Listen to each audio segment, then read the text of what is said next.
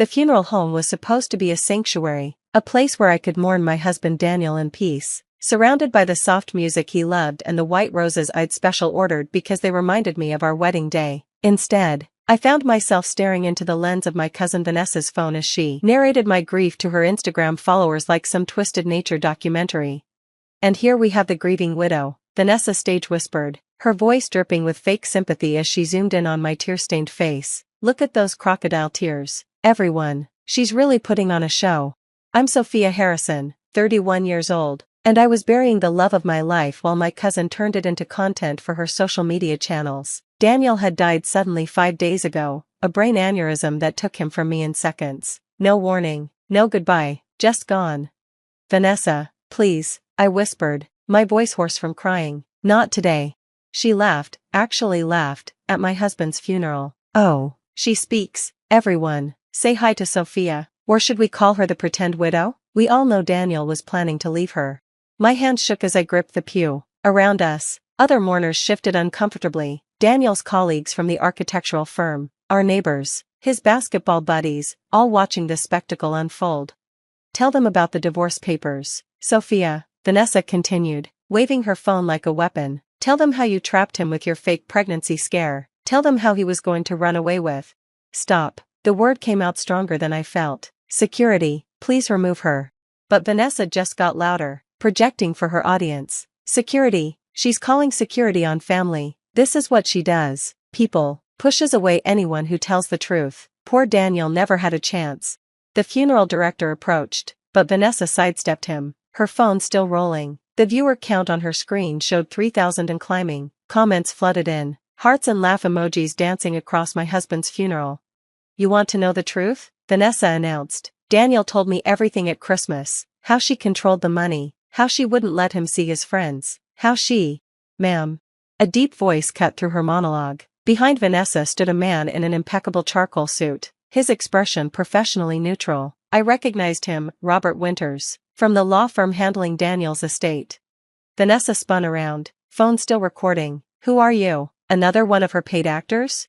"Robert Winters, senior partner at Winters Associates." He handed her a business card with one hand while pulling out his own phone with the other. "I represent Mrs. Harrison and the estate of Daniel Harrison. You're currently being recorded committing defamation, harassment, and intentional infliction of emotional distress at a funeral service."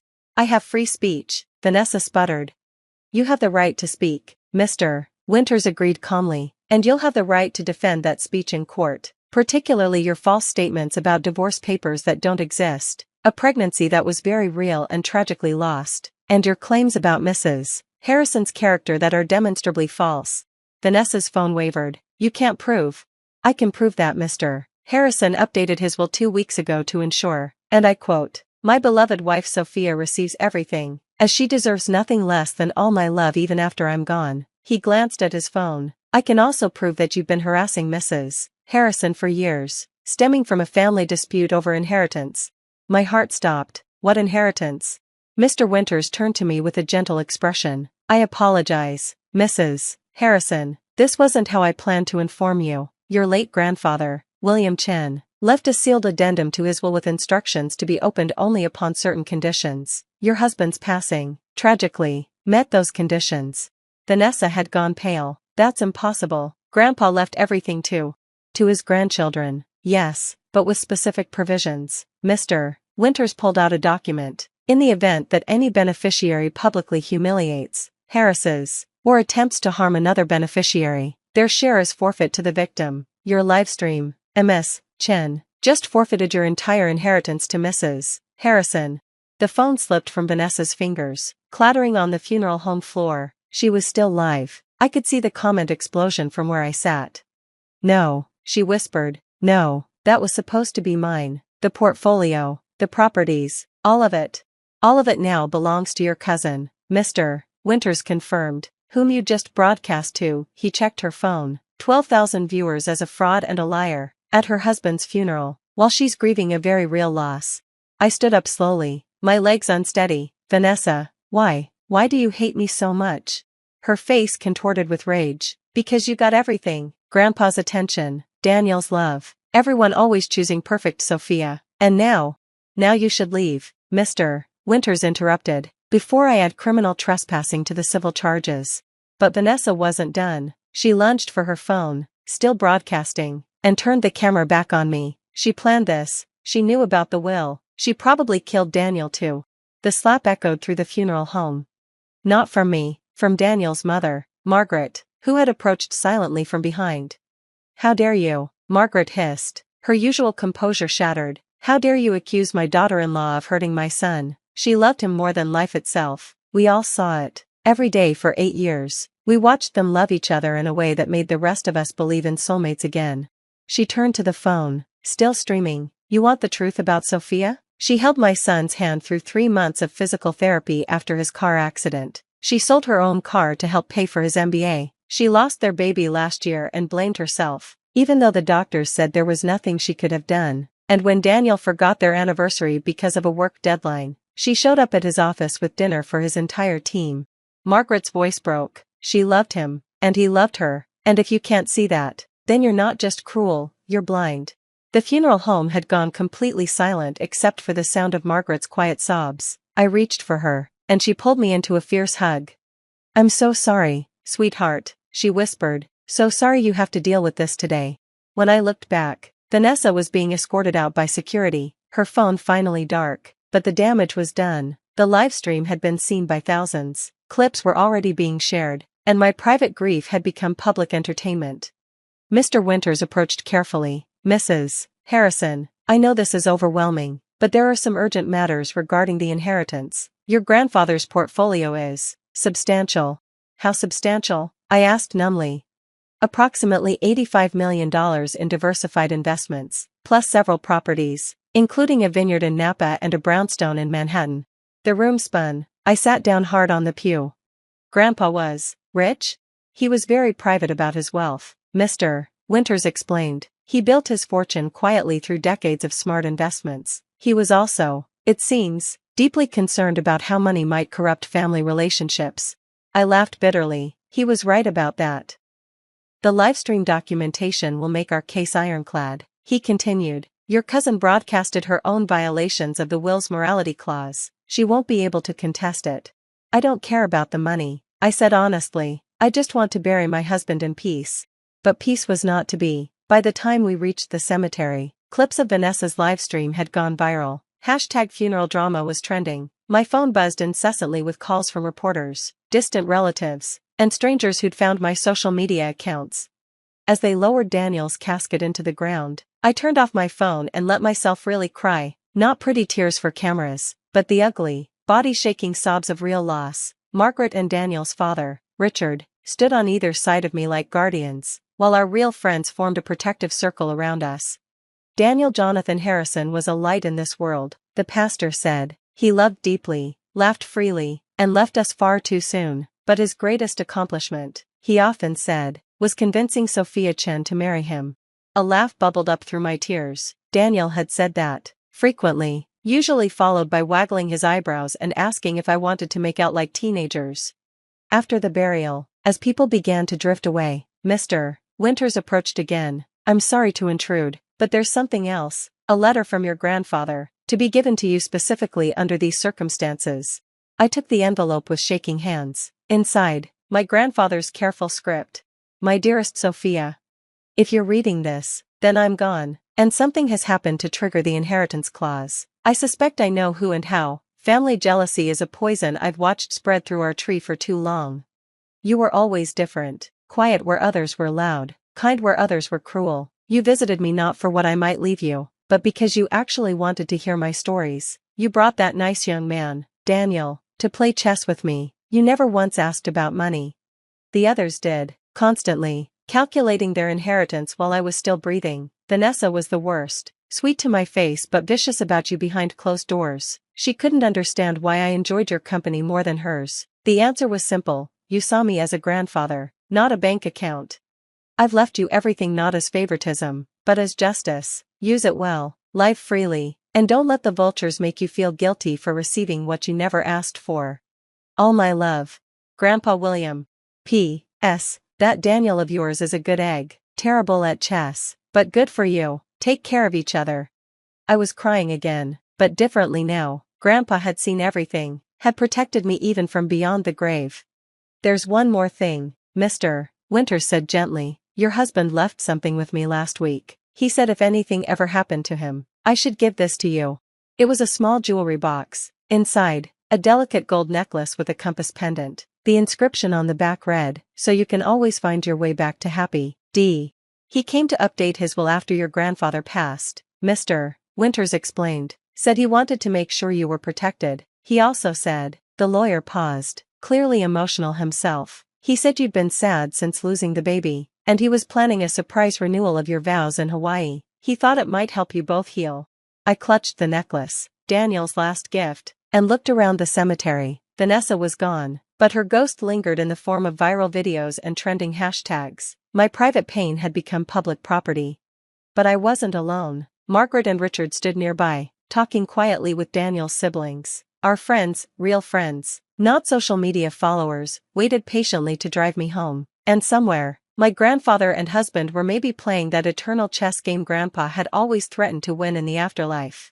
The money would come with complications. I already knew that. More relatives would crawl out of the woodwork. More Vanessas would appear with their hands out and their phones ready. But I also knew what Daniel would say. Soph, we can't control what others do. We can only control how we respond. So I responded by living.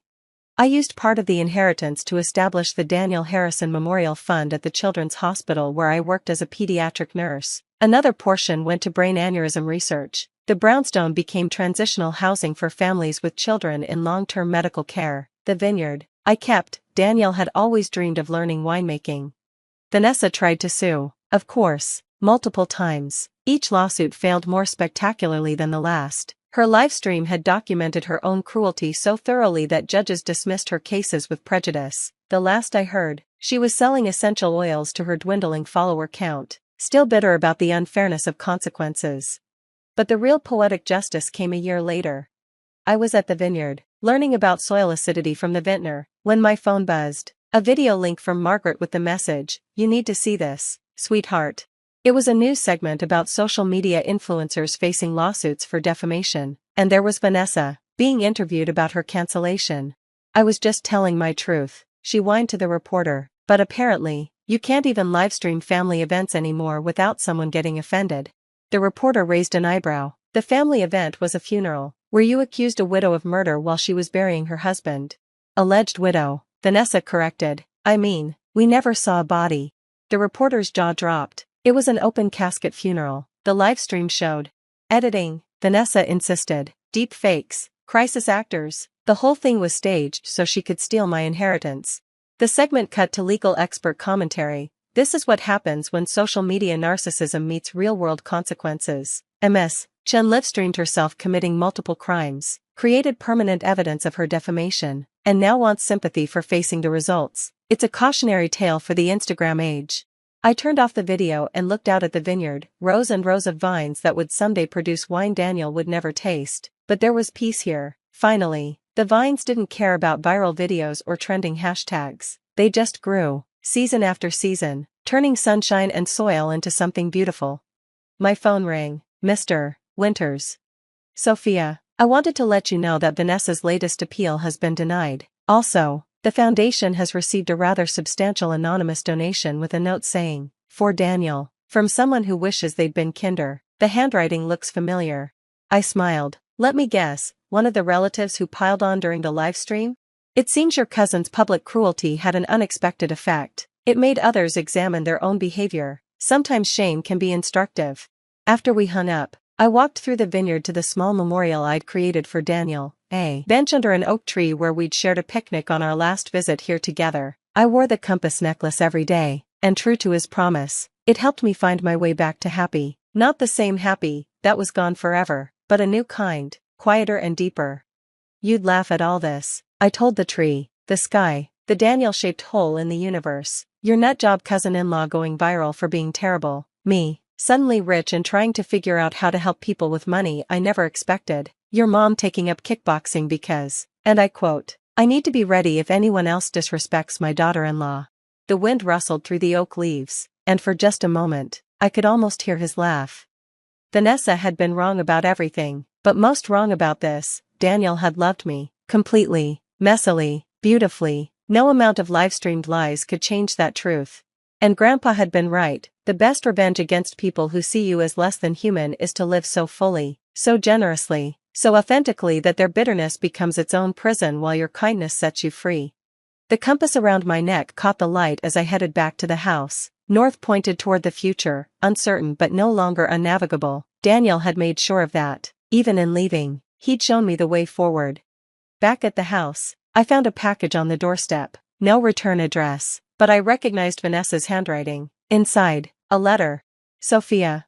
I know you'll probably throw this away, but I need to say this. I'm sorry, not for your money or because my life is ruined, but genuinely sorry. I let jealousy poison me until I became someone who could livestream a funeral for clicks. That's not who I wanted to be. I'm in therapy now. Real therapy, not Instagram therapy. My therapist made me watch the livestream as part of treatment. I couldn't get through it. Seeing myself through clear eyes. I'm disgusted. I know I can't undo what I did, but I wanted you to know that I'm trying to become better. Someone who wouldn't do that. Someone Grandpa wouldn't be ashamed of. I'm sorry about Daniel. He was a good man who loved you completely. Anyone could see it. Everyone could see it. Everyone but me. V.